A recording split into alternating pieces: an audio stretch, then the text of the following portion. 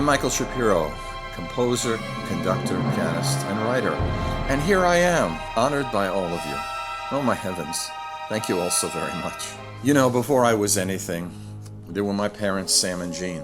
Here they are at their wedding during the Great War of World War II. I was very privileged that my dad constantly surrounded us with music and stories of his musical upbringing. His childhood in Harlem with Ella, his childhood friend. His recounting of his roots in the Borscht Belt and Second Avenue Jewish music. His friendships with players in the Glenn Miller Band. And expecting me to play accordion in the Catskills. Oh, that certainly didn't happen. You know, I've always been impatient and driven by the forms, wants, and demands of so-called classical music. I was also not waiting for others to lead in the performance of my music and others. And I played piano. So I learned early how to put on my own concerts. And in high school, I studied melody writing, rigorous Boulanger-style counterpoint harmony analysis, orchestration, and composition. Privately with the great American composer Elie Siegmeister. Even when I was at Columbia College, I studied conducting with Carl Bamberger at Mannes and imbibed his Viennese legacy and way of phrasing.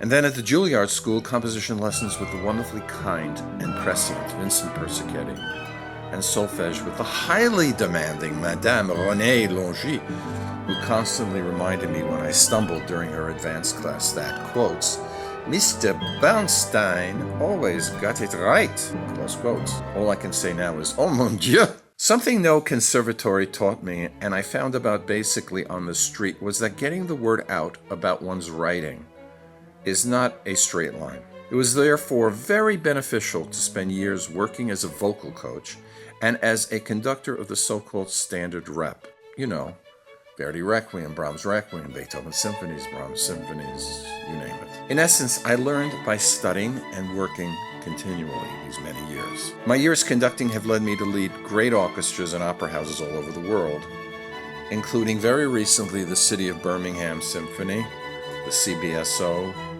in the UK, the BBC National Orchestra of Wales, and my beloved Royal Philharmonic Orchestra, as well as recent forays into the opera houses at the LA Opera and the Atlanta Opera.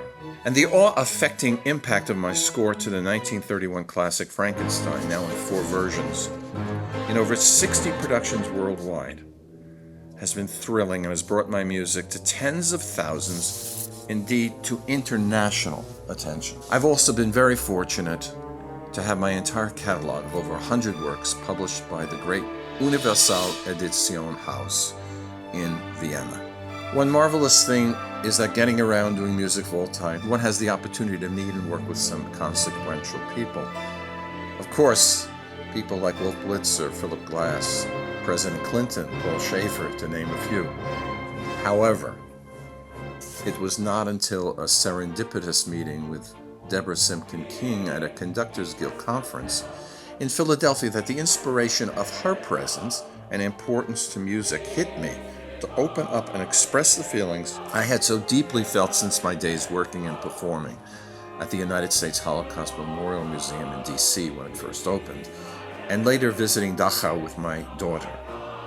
And also, in the wake of the pandemic affecting us all, and my close escape from death, that I viewed my oratorio voices as a warning for everyone and something I had to, quotes, just get out. The world premiere by Ember of Voices of the Holocaust at Central Synagogue on Kristallnacht, November 2022, seen on cable by over 25,000 people around the world, and still climbing, and of course its audio recording, made a huge impact on my creative path, and I hope will forever musically stand as a crucial remembrance of the evil we must always overwhelm together with our love and caring. Deborah and Ember's work will always astound me. Their dedication to the presentation and preservation of new music, making the encore a current reality, is breathtaking and so very necessary. Indeed, Ember and Deborah cultivate our musical garden, not only in my work Cultivo una Rosa Blanca, but in Ember's miraculous invention, exploration, and digging for the best in us. My journey and legacy in the world of music is forever enriched by Deborah and Ember's advocacy and leadership.